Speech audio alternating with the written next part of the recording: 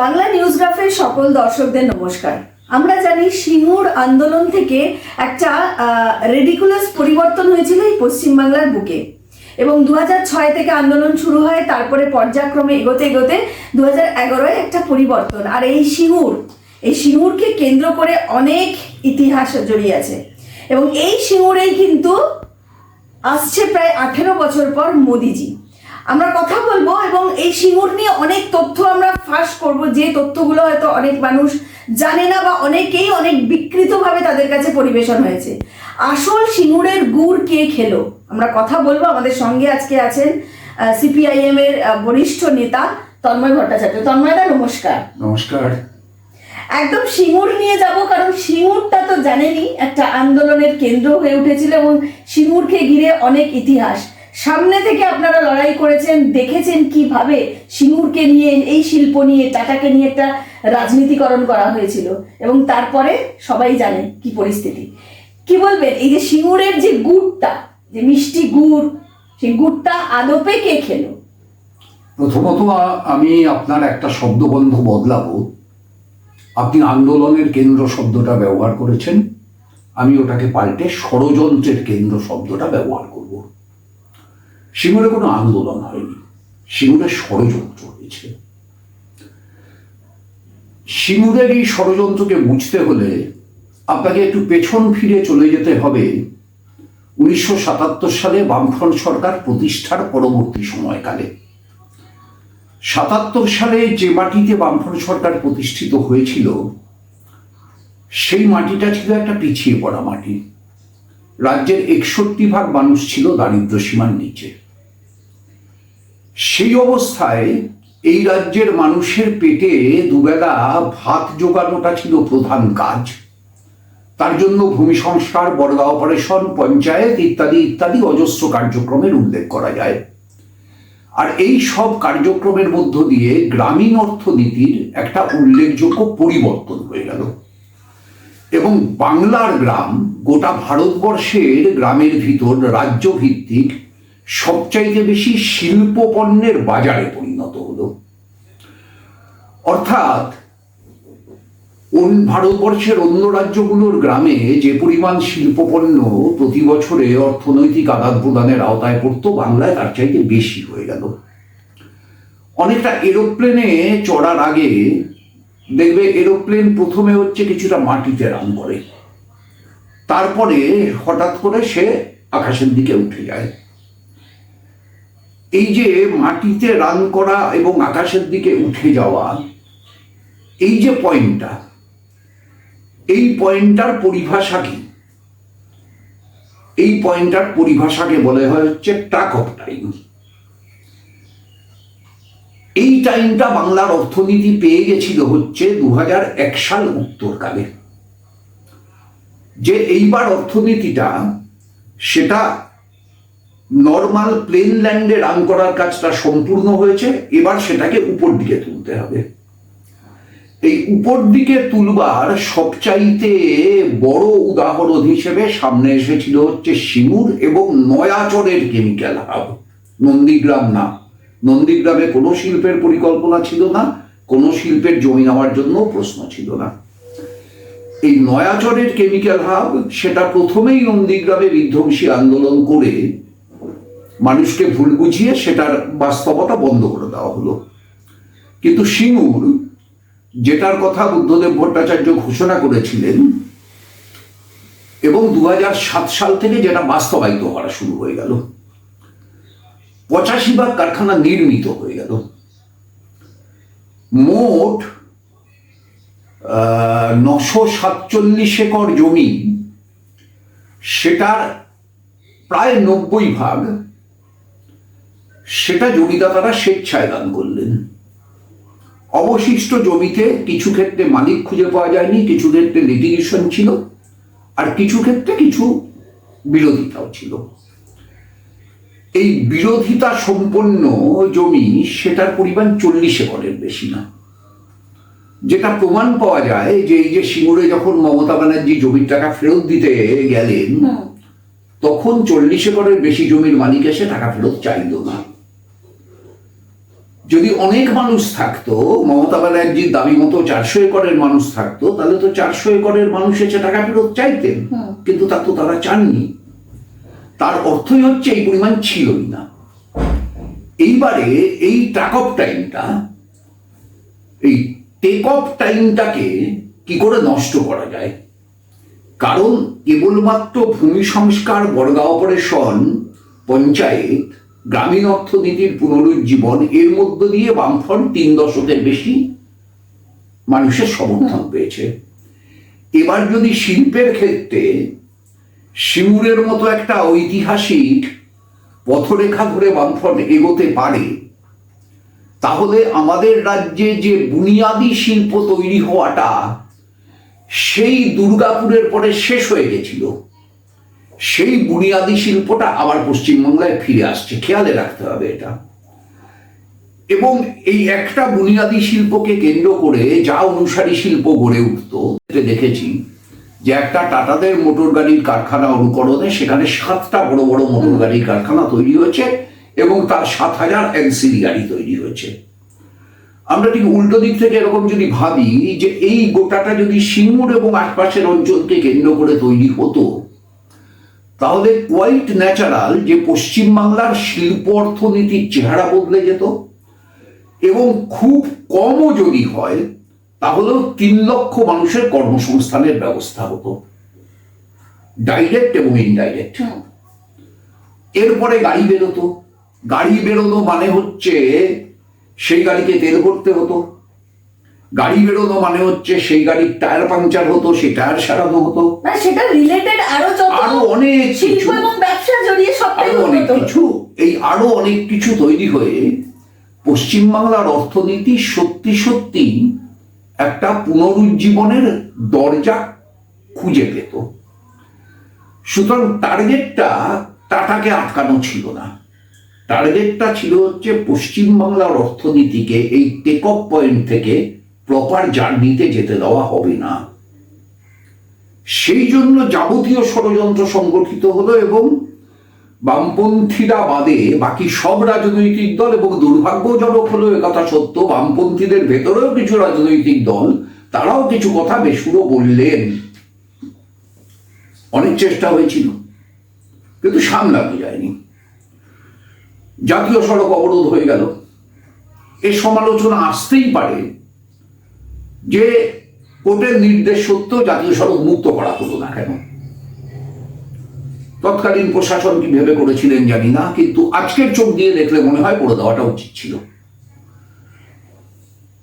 বা এরকম আরো অনেক কিছু। কিন্তু ফ্যাক্ট হচ্ছে এটা হয়নি, এবং ফ্যাক্ট হচ্ছে একটা সময় গিয়ে রতন টাটা বললেন যে আমি ভেবেছিলাম ট্রিগারে হাত লাগবে, কিন্তু মমতা তো ট্রিগার চালিয়ে দিল। ফলে তিনি তারপর কারখানা এখান থেকে সরিয়ে নিয়ে যাওয়ার সিদ্ধান্ত করলেন।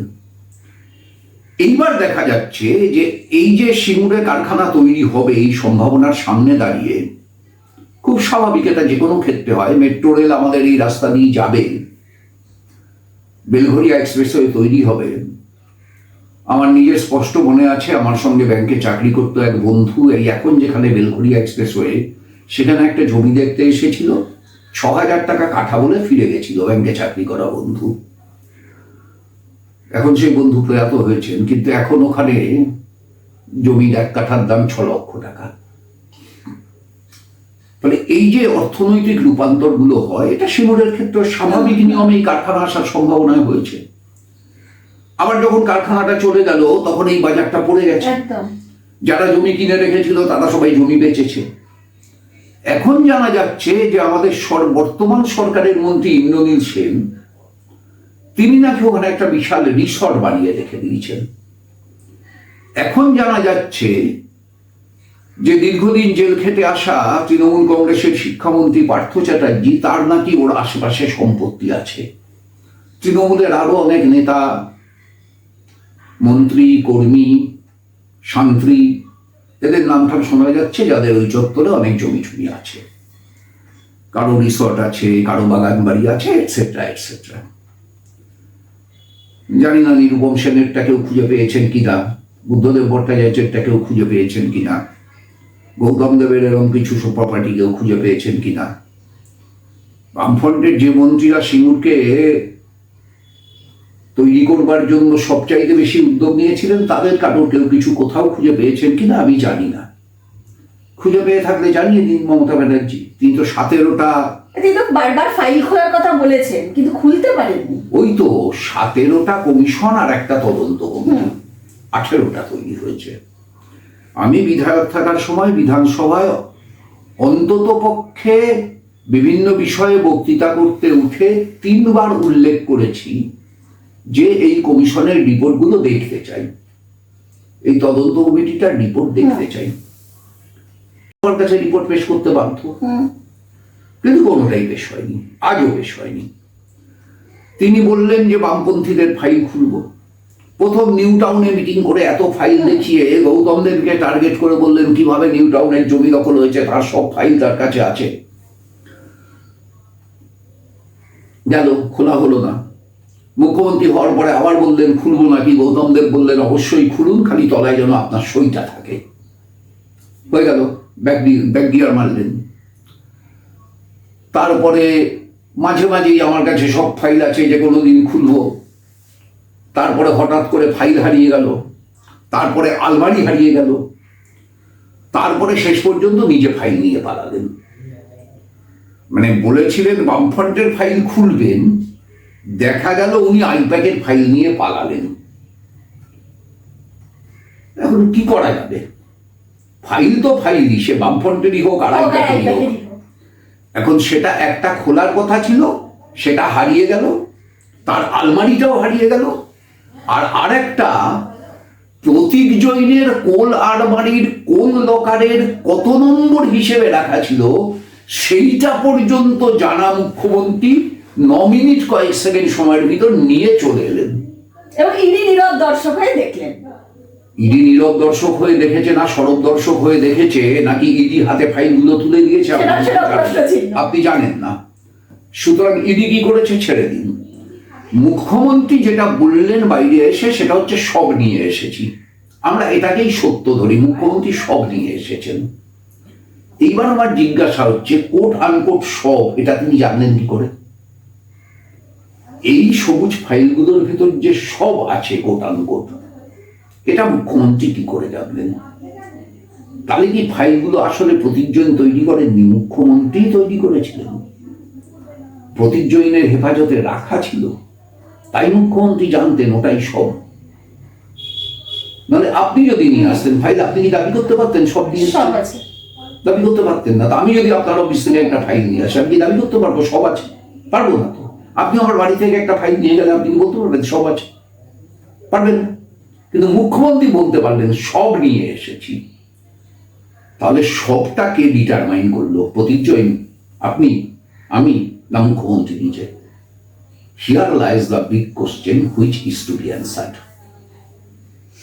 একদমই তাই। কিন্তু আমরা যে প্রসঙ্গে ছিলাম যে সিঙ্গুর, মানে এটা বলছেন পুরোটাই ষড়যন্ত্র। মানে এই যে মমতা বন্দ্যোপাধ্যায় সে সময়ে যে দাবিটা সবসময় তুলেছিলেন যে অধিগ্রহণ করা হচ্ছে এবং যারা গরিব নিরীহ চাষি তাদের থেকে জমি ছিনিয়ে নেওয়া হচ্ছে, এই একটা মানুষের সামনে সেই সময় তিনি একটা চিত্র তুলে ধরেছিলেন। কিন্তু যদি ছিনিয়ে নেওয়া হতো তাই তো তারা ফেরত নিতে আসতো। মুখ্যমন্ত্রী তো ফেরত দিতে চেয়েছিলেন। আমি ধরেই নিলাম মুখ্যমন্ত্রী ঠিক বলেছিলেন, সব জমি ছিনিয়ে নেওয়া হয়েছিল। আচ্ছা, এবার আমি আপনার জমি ছিনিয়ে নিয়েছি, আমার কখন ক্ষমতা ছিল? কালকে ও ক্ষমতায় এলো, ও এসে বললো যাদের জমি ছিনিয়ে নেওয়া হয়েছে তাদের জমি ফেরত দেবো। এবার আপনি জমিটা ফেরত নিতে গেলেন না, তার মানে জমিটা ছিনিয়ে নেওয়া থাকলে তো ফেরত নিতে যাবেই। তাহলে আমি ছিনিয়ে নিইনি আপনার জমি, আপনি স্বেচ্ছায় দান করেছিলেন। যার জন্য আমি এই পয়েন্টটার উপর সবসময় জোর দিই যে মমতা ব্যানার্জি 400 একর জমির দাবি করেছিলেন। এখন কথা হচ্ছে যদি 400 একরের দাবিটার মিনিমাম বাস্তবতা থাকে, তাহলে ভাই 400-র অর্ধেক 200 একর জমির মালিক তো জমি ফেরত নিতে যাবে। 4 ভাগের 1 ভাগ 100 একর জমির মালিক তো ফেরত দিতে যাবে। গেল কিন্তু 10 ভাগের 1 ভাগ 40 একর জমির মালিক। কেন? এই কেনটার উত্তর যতদিন পর্যন্ত মমতা ব্যানার্জি থেকে শুরু করে মূলধারার মিডিয়া তার জিজ্ঞাসা চিহ্নের ভেতর না আনবে, ততদিন পর্যন্ত জনগণের কাছে মমতা ব্যানার্জির ওই মিথ্যেটাই প্রতিষ্ঠিত হয়ে থাকবে এবং আরো বেশি ঢক্কা নিনাদ করে ওই মিথ্যাটাকেই প্রত্যেকটা ভোটের আগে প্রচার করা হবে। যে মিথ্যের কথা বলছেন এবং যে ষড়যন্ত্র এবং মিথ্যে তন্ময়দা, এই সিঙ্গুরকে কেন্দ্র করেই তো মুখ্যমন্ত্রী একটা ষড়যন্ত্রের কথা আপনি বললেন। তিনি এটাকেই সামনে রেখে পরিবর্তন করলেন। 11ই পরিবর্তন হলো 2026, প্রায় 18 বছর বাদে কিন্তু নরেন্দ্র মোদীজি ওই সিঙ্গুরের মাটিতেই এলেন 2026-এর নির্বাচনের ঠিক আগে। তাহলে কি আবার সেই নরেন্দ্র মোদীজির সেই শিল্প নিয়ে তিনি আজকে নাকি বার্তা দেবেন, যেটা শোনা যাচ্ছে, আবার সেই সিঙ্গুরের মাটিতে দাঁড়িয়ে সেই শিল্পের বার্তা, নাকি এটা শুধুমাত্র নির্বাচন আসছে বলে একটা গিমিক? কি মনে হয়? নরেন্দ্র মোদী যে সরকারের প্রধানমন্ত্রী, সম্ভবত সেই সরকারের পররাষ্ট্রমন্ত্রীর নাম রাজনাথ সিং, এবং সম্ভবত যে সময় সিঙ্গুর আন্দোলন চলছিল 2007-8 ইত্যাদি সময়, আমি যাকে বলি সিঙ্গুরকে কেন্দ্র করে এ রাজ্যের মাটিতে সংগঠিত বৃহত্তম ষড়যন্ত্র চলছিল, সেই সময় ওই রাজনাথ সিং নামের ভদ্রলোক বিজেপি দলের সর্বপ্রথম সভাপতি ছিলেন, মানে দলের সর্বোচ্চ পদে আসীন ছিলেন। যে দলের নেতা হিসাবে নরেন্দ্র মোদী প্রধানমন্ত্রী, সেই সর্বোচ্চ পদে আসীন ব্যক্তিটি সেই সময় এসে মমতা ব্যানার্জির সাথে এক মঞ্চ আলোকিত করে এবং পরে সাংবাদিক সম্মেলনে অত্যন্ত পরিষ্কার ভাষায় হিন্দিতে বলেছিলেন যে সিঙ্গুর নিয়ে মমতা ব্যানার্জির সমস্ত পদক্ষেপের সঙ্গে আমরা আছি, আমরা কিছুতেই সিঙ্গুরের কারখানা হতে দেব না, ইত্যাদি ইত্যাদি। ফলে সিঙ্গুরের এখান থেকে চলে যাওয়ার জন্য মমতা ব্যানার্জি যতটা দায়ী, বিজেপিও ততটাই দায়ী। সদ্যপ্রয়াত সমীর পুততুণ্ড ততটাই দায়ী, অন্য আরো অনেকে আছে তারাও ততটাই দায়ী।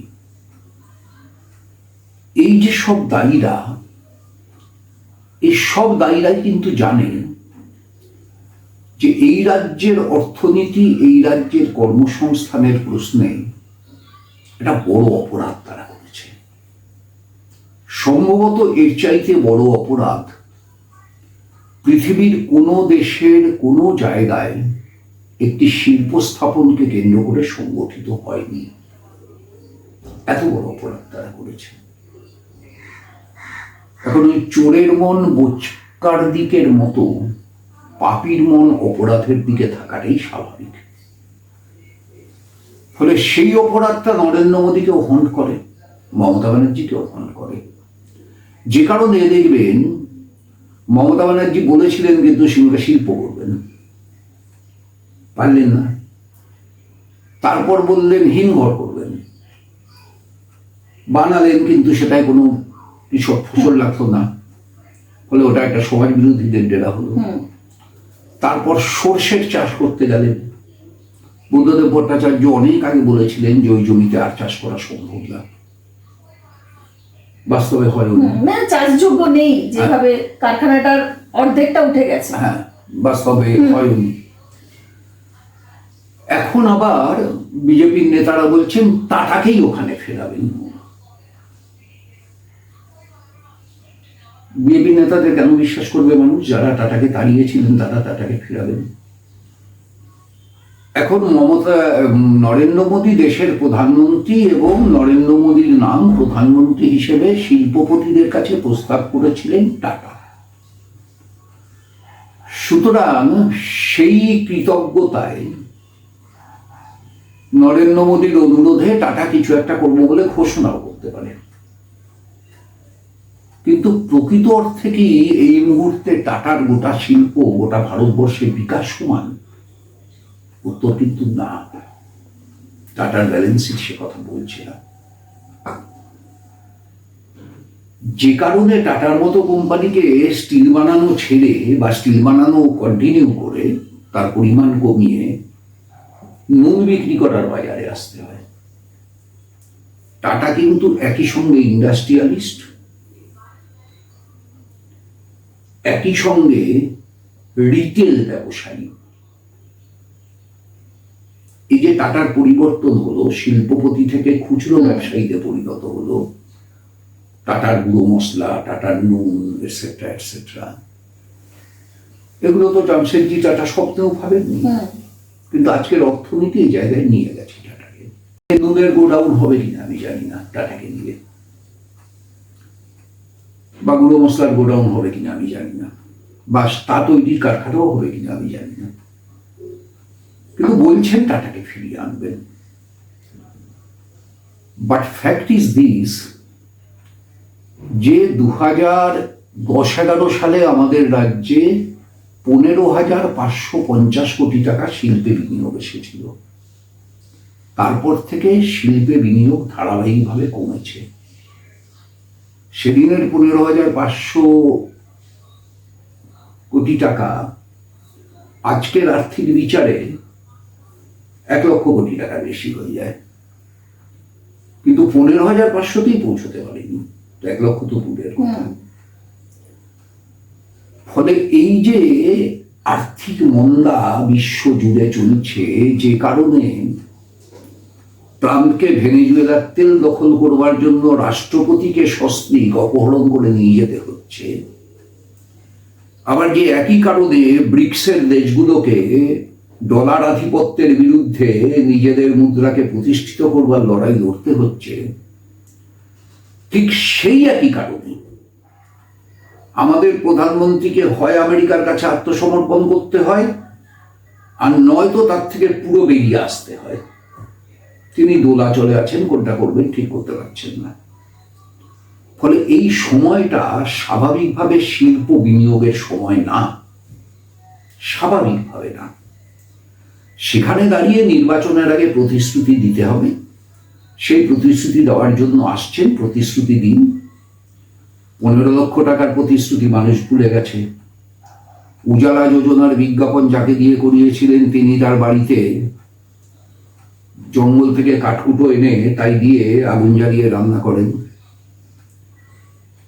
নোটবন্দি অজস্র উপকার করে দিয়েছে যে মানুষের, সেই মানুষ এখনো ঘরের কোনায় খুঁজে দেখেন কোথাও একটা 2000 টাকার নোট পড়ে আছে কিনা।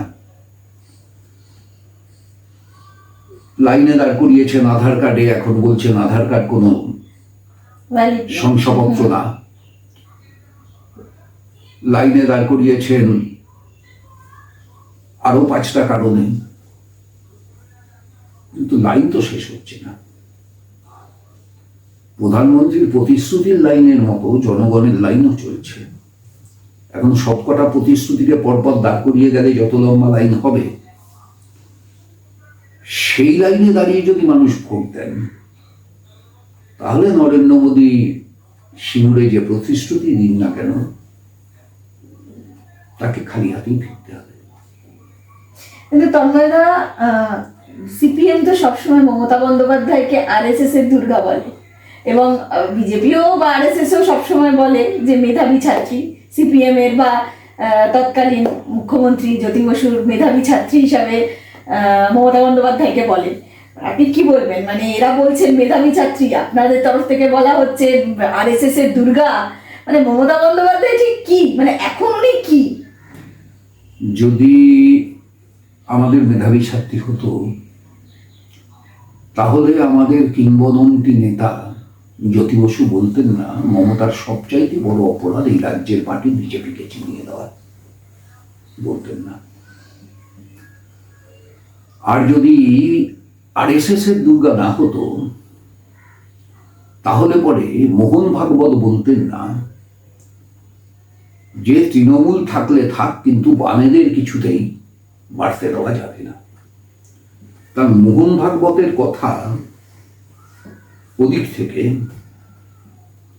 আর এদিক থেকে জ্যোতি বসুর কথা, এই দুটো কথাকে পাশাপাশি রেখে একটা কোলাজ বানালে পরে মমতা যে আরএসএস এর দুর্গা এবং আরএসএস যে মমতার দেশপ্রেমিক, মমতা যে বলেছিলেন BJP is my natural ally, এবং মমতা যে বিজেপিকে সাথে নিয়ে নির্বাচন লড়েছিলেন, বিজেপির সঙ্গে ভোট লড়ে এমপি হয়েছিলেন, বিজেপির মন্ত্রিসভার মন্ত্রী হয়েছিলেন, বিজেপির হেসেলে ঢুকেছিলেন, বিজেপির গোডাউনে একসঙ্গে মাল বাছাবাছি করেছিলেন,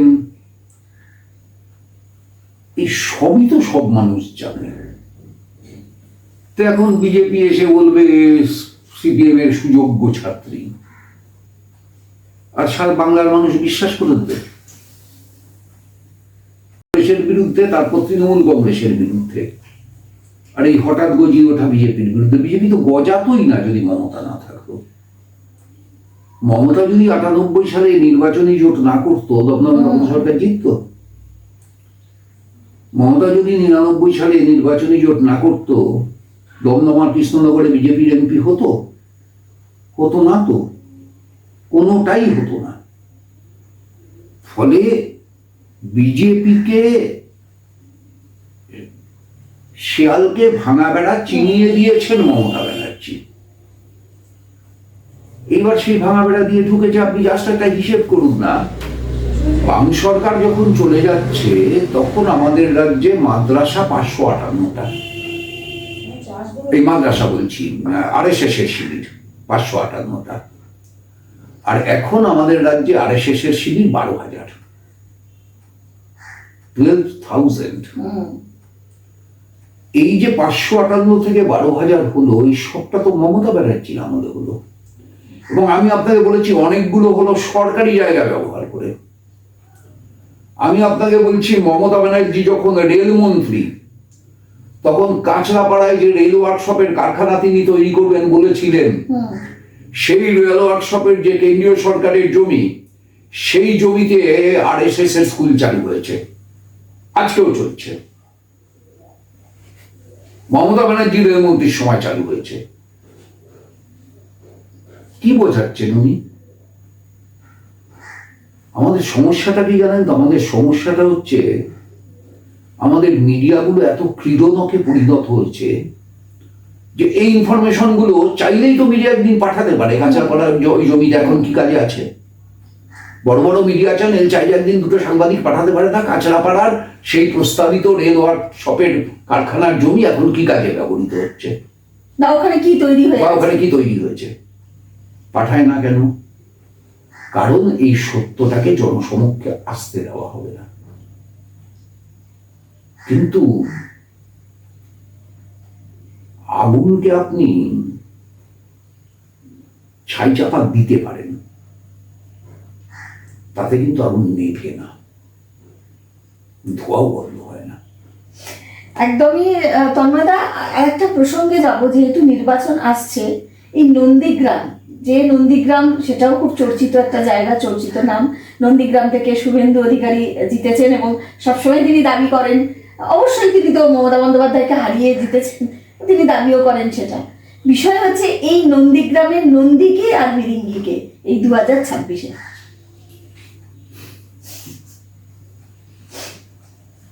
তার আগে তো শিব ঠাকুরকে খুঁজতে হবে। দেখুন, মমতা ব্যানার্জি বলেছেন নন্দীগ্রামে বুদ্ধদেব ভট্টাচার্যের পুলিশ গুলি চালায়নি, শুভেন্দু আর শিশির অধিকারীর চটি পড়া গুন্ডারা গুলি চালিয়েছে। আমি বলিনি, মমতা ব্যানার্জি বলেছেন। আর তার জবাব দিতে গিয়ে শিশির অধিকারী বলেছেন উনি তো সব জানেন, ঝাড়খণ্ড থেকে বিশেষ প্রশিক্ষণপ্রাপ্ত বন্দুকবাজ আনা হয়েছিল, উনি তো ব্যবস্থা করে দিয়েছিলেন। তাহলে নন্দীও খুঁজে পাওয়া গেল, ভৃঙ্গিও খুঁজে পাওয়া গেল। এখন প্রশ্ন হচ্ছে এই নন্দী আর ভৃঙ্গি আসলে কি করলো? আমাদের পুরাণের নন্দী ভৃঙ্গি শিব ঠাকুরের অর্ডার পালন করত, আর এই নন্দী আর ভৃঙ্গি শিব ঠাকুরের আপন দেশে শিব ঠাকুরকে অপান্তেও করে দিল। নন্দীগ্রামে কিচ্ছু হতো না, কোনো পরিকল্পনাই ছিল না। কিন্তু যেহেতু নন্দীগ্রাম পেরিয়ে নয়াচড়ে যেতে হতো, নন্দীগ্রামটা পুরো এই যে গ্রাম, এই গ্রামটা পুরো একটা শহর হয়ে যেত, আধুনিক ঝাঁচকচকে শহর হয়ে যেত, কারণ ওটা পেরিয়ে নয়াচড়ে যেতে হবে। কেমিক্যাল হাবটা হতো নয়াচড়ে, পরিত্যক্ত জেলিংটন কারখানার জমিতে। নতুন করে কোনো জমি অধিগ্রহণ না, জেলিংটন কারখানার পরিত্যক্ত জমিতে কেমিক্যাল হাবটা তৈরি হতো। একটা হলদিয়া পেট্রোকেমিক্যালস, সেটা গোটা হলদিয়া শহরকে যেভাবে বদলে দিয়েছে, ঠিক সেই রকম ভাবে নয়াচরের এই পেট্রোকেমিক্যালস নন্দীগ্রাম, তারাসপাস, খেজুরি এটা সেটাকে বদলে দিত। আমরা সল্টলেক সেক্টর 5 করে যাওয়ার পরে মমতা তো একটা সল্টলেক সেক্টর 6 করতে পারেনি, সেক্টর 7 করতে পারেনি। আমরা নিউ টাউন করে যাওয়ার পরে মমতা একটা নিউয়ার টাউন করতে পারেনি। কিন্তু যদি কেমিক্যাল হাবটা হতো তাহলে আমরাই ওখানে আরেকটা সল্টলেক, আরেকটা নিউ টাউন বানিয়ে যেতে পারতাম। হতে দেওয়া হলো। আমি ওই যে বলছি take off point. Take off point is the most important thing for the journey of a flight.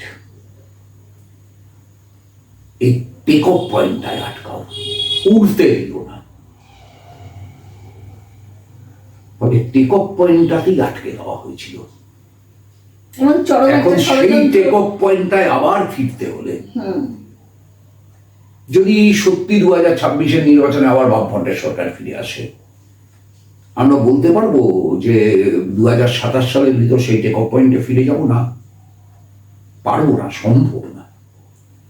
গত 15 বছরে এমন ভাবে পিছিয়ে দেওয়া হয়েছে গোটা অর্থনীতিটাকে যে এইটাকে রিভাইভ করে পুরনো জায়গায় যেতেই 15-র জায়গায় 10 না 5টা বছর সময় লাগবে। ফলে কত বড় সর্বনাশ যে পশ্চিমবাংলার প্রতিদিন প্রতি মুহূর্তে হচ্ছে।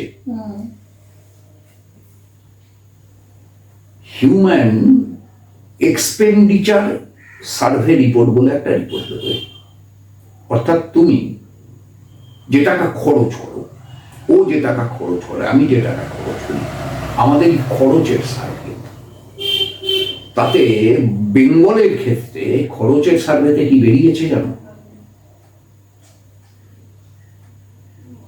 2023-24 অর্থবর্ষে, 24-25-এরটা এখনো বেরোয়নি, 25-26-এরটাও বেরোয়নি, 23-24 অর্থবর্ষে যেটা বেরিয়েছে সেটা হচ্ছে বাংলার মানুষ তার এই সময়কালের ভিতর ব্যয় বেড়েছে কিসে? এক খাদ্যে। এটা কখন হয়? যখন মানুষের আয় কমে এবং গোটা এটাকেই খাদ্যের পিছনে দিতে হয়। যখন মানুষের আয় বাড়ে তখন কিন্তু এটা বাড়ে না, কারণ তোমার খাওয়াটা সেটা তো কতগুলো সামগ্রীর উপর। তুমি ডাল ভাত খাচ্ছ এখন, কালকে মাছ ভাত খেলে, তারপরের দিন মাংস ভাত খেলে, কিন্তু মাংস ভাতের থেকে বেটার খরচের তো তোমার কোনো উপায় নেই প্রত্যেক দিন। তাহলে এইটা বাড়ে হচ্ছে তুমি আজকে ডাল ভাতের আয় করছো, কালকে মাছ ভাতের আয় করলে, তারপর দিন মাংস ভাতের আয় করলে, তারপর দিন তোমার আয় আরো বেড়ে গেল, তোমার ব্যয় কিন্তু আর বাড়লো না খাদ্যের জন্য। মাইন্ডেড। সুতরাং খাদ্যের জন্য ব্যয় বাড়া মানে আয় বাড়া না, খাদ্যের জন্য ব্যয় বাড়া মানে আয় কমা, অর্থাৎ আয়ের সিংহভাগ চলে যাচ্ছে খাদ্যে। দ্বিতীয় সর্বোচ্চ ব্যয় হচ্ছে এডুকেশনে। একদম। কেন? এডুকেশনের ক্ষেত্রে সরকারি যে ব্যবস্থার জন্য তোমাকে ব্যয়টা কম করতে হয়েছে। ধরো আমার মা বাবাকে বা আমাকে আমার ছেলের জন্য এডুকেশনের জন্য ব্যয় করতে হয়েছে কম, স্কুল কলেজ সব ফ্রি ছিল, কিন্তু আজকে আমার নাতি কিংবা নাতনির এডুকেশনে তো ব্যয় হচ্ছে মিনিমাম বছরে 2 লাখ 3 লক্ষ টাকা, কারণ সরকারের সেই পরিষেবাটা উইথড্র হয়ে গেছে। তার মানে আমার এডুকেশনে ব্যয় বাড়লো। 3 বাড়ছে হেলথে, একই কারণ। হেলথের ক্ষেত্রে সরকারি পরিষেবা কমে যাচ্ছে, পরিকাঠামো ভেঙে পড়ছে, তখন প্রাইভেট হওয়া একদম। ইন্টারেস্টিং হচ্ছে চতুর্থটা। চতুর্থ যেখানে সবচাইতে বেশি ব্যয় বাড়ছে সেটা হচ্ছে কমিউনিকেশন। এই যে জিও তোমাকে প্রথমে ফ্রিতে দিয়েছিল, আর এখন কত একটা হয়েছে 449 না কত।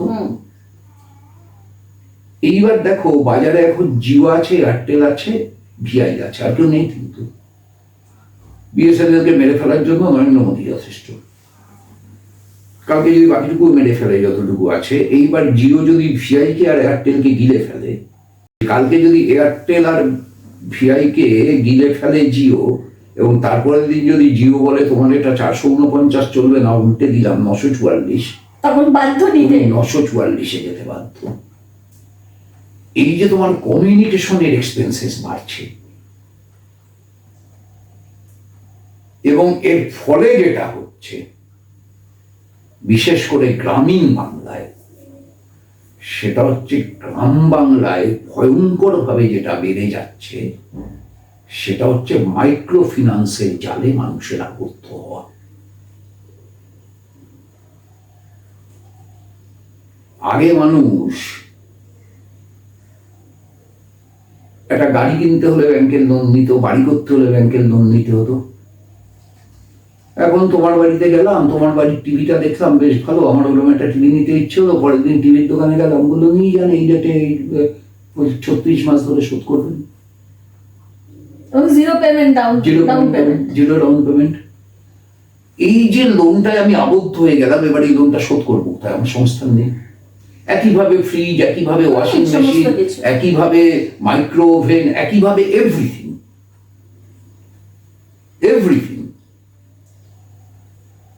তুমি অ্যামাজনকে অর্ডার দিচ্ছ, তোমার বাড়িতে প্যাকেট পাঠিয়ে দিচ্ছে, প্যাকেট নেওয়ার সময় পেমেন্ট করছো, তোমায় কোনো কিছু ক্যাশ দিয়ে কিনতে হচ্ছে না। আর এইগুলো কিনবার জন্য তোমাকে প্রলোভিত করবার জন্য নানান রকম উপাদান, কিন্তু তোমার ইকোনমিটা কোথায় দাঁড়িয়ে আছে? তোমার ইকোনমিটা কি ডেভেলপ হয়েছে? না তো। তাহলে আসল সমস্যাটা যেটা, সেটা হচ্ছে ডেভেলপমেন্ট অফ ইকোনমি। এই জায়গাটাকে জিরো করে রেখে বাকি সবকিছু বাড়িয়ে যাও। আরে ভাই, তোমার ফোনটা এত ভালো, 3টে ক্যামেরা, আমারটা তো 2টো ক্যামেরা। এই 2টো ক্যামেরাটা বিক্রি করে 3টে ক্যামেরা ফোন কিনতে হবে, 3টে ক্যামেরাটা বিক্রি করে 4টে ক্যামেরার ফোন কিনতে হবে। বা ওর লেটেস্ট মডেল আছে, আমি গিয়ে একটা লেটেস্ট মডেল একদম। এই জায়গায় নিয়ে যাওয়া হচ্ছে। এর ফলে হচ্ছে এক্সপেন্ডিচার সার্ভে রিপোর্ট, সেটা প্রত্যেক বছর বদলাতে বদলাতে মানুষের কমন যেগুলো প্রয়োজন, সেই প্রয়োজনের বাইরে চলে যাচ্ছে। যেতে যেতে যা হয় তাই হচ্ছে। আর্থিক দিক থেকে আরো দুর্দশাগ্রস্ত হচ্ছে মানুষ। এক সময় লোন নিতে নিতে লোন শোধ করতে পারছে না, তখন তার বাড়ি সিজ হয়ে যাচ্ছে। একদম। বলবেন, কারণ নন্দীগ্রাম নিয়ে আমি যেহেতু আলোচনাটা করছি, আমরা জানি নন্দীগ্রামে প্রায় 17 থেকে 18টা সেবাশ্রয় করবে বলেছেন অভিষেক বন্দ্যোপাধ্যায়, ইতিমধ্যেই শুরু করে দিয়েছেন। প্রচুর সাড়া পাচ্ছেন, মানুষ আসছে, তিনি সেটা চালাচ্ছেন। উল্টো দিকে দেখা যাচ্ছে যে শুভেন্দু অধিকারীও তার ভাইপোকে মাঠে নামিয়ে দিয়েছেন। তিনি কিছু সামাজিক কাজ করছেন, তিনি নানা রকম অনুষ্ঠান করছেন, সভা করছেন। তাহলে কি এবারে নন্দীগ্রামে ভাইপো ভার্সেস ভাইপো? শোনো, দক্ষিণপন্থী রাজনীতি সেটা সবসময় ব্যক্তি নির্ভর হয়, নীতি নির্ভর হয় না। এখানে মমতা ব্যানার্জি, শুভেন্দু অধিকারী দুজন ব্যক্তি, দুটো নীতির প্রচারক না। কিন্তু শুভেন্দু অধিকারী যে পার্টিটা এখন করছে বা যে প্রতীকে তিনি লড়াই করবেন বা প্রচার করছেন, সেটা তো রেজিমেন্টেড পার্টি। ওটা তো ভারতীয় জনতা পার্টি তো ব্যক্তি কেন্দ্রিক পার্টি নয়। মানে আপনি বলতে চাইছেন শুভেন্দু স্পেসিফিক্যালি ব্যক্তি কেন্দ্রিক রাজনীতি করছে, মানে বিজেপির ব্যানারে ব্যক্তি কেন্দ্রিক রাজনীতি। শুভেন্দু, নরেন্দ্র মোদীও তাই করছে, যোগী আদিত্যনাথও তাই করছে, একা শুভেন্দু কেন? যখনই তোমার রাজনীতিতে মতাদর্শের গুরুত্ব কমে যাবে, তখনই ইন্ডিভিজুয়ালিজম প্রাধান্য পাবে। এ তো চিরকালের সভ্যতার ইতিহাসের কমন বৈশিষ্ট্য। সুতরাং সেই অর্থে যদি ধরতে যাও, পার্টিটা একটা সময় তৈরি হয়েছিল রেজিমেন্টেড পার্টি হিসেবে, ঠিক আছে। একটা সময় তার একটা সকল বস্তা পচা আইডিওলজি ছিল, হিন্দু রাষ্ট্র হবে ভারত, এক দেশ, এক ধর্ম, এক ভাষা, এক জাতি। এই সকল একটা বস্তা পচা মতাদর্শ ছিল। কিন্তু প্রশ্ন হচ্ছে যে যদি এই বস্তা পচা মতাদর্শটাকে মনে প্রাণে গ্রহণই করত, তাহলে উত্তরপ্রদেশে গোহত্যা বন্ধ, নাগাল্যান্ডে বন্ধ না কেন? মিজোরামে বন্ধ না কেন? বিজেপির সরকার কেন না? তাহলে মতাদর্শটা ব্যাপার না, ব্যাপার হচ্ছে স্বার্থটা। আমি মেনে নিলাম যে গরু ভারতবর্ষের মা, সরি আমার বাদে, কারণ আমি সারকে বাবা হিসেবে মানতে পারবো না। মেনে নিলাম গরু ভারতবর্ষের মা, কিংবা নরেন্দ্র মোদীর মা, শুভেন্দু অধিকারীর মা। এই যে মায়েরা, এই মায়েদেরকে হত্যা করা মহাপাপ, এবং সেই জন্য যোগী আদিত্যনাথ ঠিক কাজ করেছেন। বিজেপি নেতা, বিজেপি মুখ্যমন্ত্রী, তাহলে নাগাল্যান্ডে, মিজোরামে, অরুণাচল প্রদেশে গরুটা বন্ধ হবে না কেন? এই যে গরুকে মা মানা মতাদর্শের প্রচারকরা সেখানে গিয়ে হত্যা বন্ধ করবে না কেন? কারণ পলিসিটা বড় না, বড় হচ্ছে ব্যক্তি নরেন্দ্র মোদীকে প্রধানমন্ত্রী রাখবার জন্য নাগাল্যান্ডে যা করা যাবে, মিজোরামে যা করা যাবে, উত্তরপ্রদেশে তা করা যাবে না। তাহলে আর আদর্শ নেই তো। একই রকম ভাবে নন্দীগ্রামের আসনে মমতা ব্যানার্জিকে জিততে হবে, না হলে এই অপমানের শোধ নিতে পারছেন না তিনি। আবার আমি ইন্টারাপ্ট করি না, আপনি কি বিশ্বাস করেন যে লোডশেডিং করেই শুভেন্দু অধিকারী জিতেছেন? কেন বারবার তো বলেন মানে তৃণমূলের তরফ। বিশ্বাস করি না, মানে উনি প্রকৃতই জিতেছেন, আমার তাই ধারণা। আচ্ছা, আমার তাই ধারণা। আর এইসব অভিযোগ তো তৃণমূলের মানায় না। তৃণমূল যেভাবে ব্যালট পেপার চিবিয়ে খেয়ে যেতে, ইভিএম মেশিন জলে ফেলে দিয়ে যেতে, তাতে অন্য কাউকে লোডশেডিং করে জিতে এসেছে যে বলাটা তৃণমূলের অধিকারের মধ্যেই পড়ে না। এটা বলবার তো অধিকার থাকতে হবে। এখন যাই হোক, সে অতীত, তার একটা ভোটের সামনে এসে গেছি আমরা। এখন মমতা ব্যানার্জিকে ডিফেন্স দিতে হবে, আর শুভেন্দু অধিকারীকেও নিজেকে প্রতিষ্ঠিত করতে হবে। আবার এর পেছনে আর একটা তৃতীয় সূত্র আছে, সে সূত্রটা আরো ডেঞ্জারাস। আচ্ছা, অভিষেক ব্যানার্জির এরকম কোনো পরিকল্পনা নেই তো যে মমতা ব্যানার্জি আবার নন্দীগ্রাম থেকেই লড়লো, ভবানীপুর থেকে না লড়ে, এবং আবার হারলো? আগের বার হারা মানুষকে মুখ্যমন্ত্রী করা হয়েছে, পরের বার আর হারা মানুষকে মুখ্যমন্ত্রী করা হবে না। সংগঠন তো এখন প্রায় গোটাটাই নাকি অভিষেক ব্যানার্জির হাতে।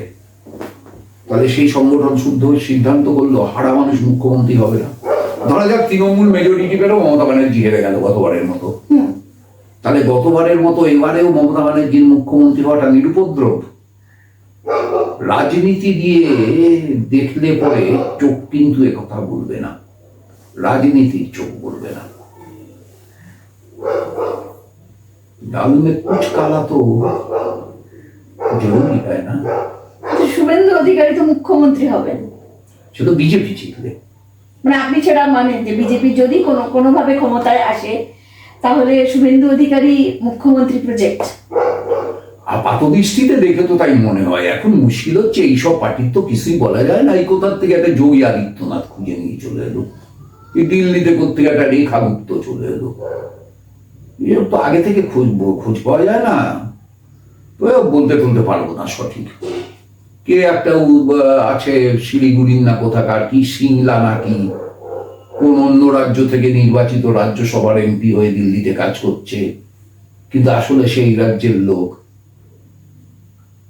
শিলিগুড়ি চত্বরের লোক, সিমলা টাইটেল। সেও নাকি একটা মুখ্যমন্ত্রী প্রজেক্টের বড় দাম। এসব বাজারে ভাসে আর নদীতে ঘোরে। সিপিএম এর ঠিক মানে তাদের সিদ্ধান্তটা ঠিক কি? মানে এখনো তারা সেভাবে জানায়নি। আগের বারের মতন কি তারা কংগ্রেসের সাথে জোট বাঁধবে, নাকি তারা একদম? আমাদের সিদ্ধান্ত কে বলেছে জানাইনি? আমরা তো 5 বছর ধরে একই কথা জানিয়ে আসছি। বিজেপি এবং তৃণমূলকে পরাজিত করতে চায়, তাদের সঙ্গে কোনো আপোষে যেতে চায় না, এমন সমস্ত শক্তিকে আমরা সাহায্য করতে চাই, সমস্ত শক্তির সঙ্গে আমরা ঐক্যবদ্ধ হয়ে নির্বাচন করতে চাই। মানে তাহলে তো সেভাবে দেখতে গেলে হুমায়ুনের পার্টির সাথেও যোগদান করা যেতে পারে, কারণ পরিষ্কার করে বলতে হবে যে হুমায়ুন তো ডেকেছে, হুমায়ুন তো বলেছেন যে যারা হুমায়ুন ডেকেছে, তারা আমার বিজেপির সাথে অ্যালায়েন্স করতে হুমায়ুন পারে। ডেকেছে তা ব্যাপার না, ব্যাপারটা হচ্ছে রাজনীতিতে তো ডাকটা সব বিষয় না, বিশ্লেষণটা বিষয়। হুমায়ুন তামাকটা মমতার হাতে খাচ্ছে না মোদির হাতে খাচ্ছে, এটা কোনো স্পষ্ট হয়নি, কিন্তু কারো না কারো হাতে তো তামাকটা খাচ্ছে। উইদাউট হাত এতটা তামাক একসাথে চলে আসতে পারে না। তামাকটা কার হাত আছে বুঝতে তো হবে, বোঝার প্রয়াসটা চলুন। বুঝে শুনে যদি দেখা যায় না কারো হাতই নেই, সত্যি সত্যি একটা ধর্মনিরপেক্ষ আদর্শ বিজেপি এবং তৃণমূলের বিরুদ্ধে বিদ্রোহ করবার মতো মনোভাব নিয়ে সে হুমায়ুন হয়ে বাবরের ছেলের মতো রাজত্ব করতে চায়,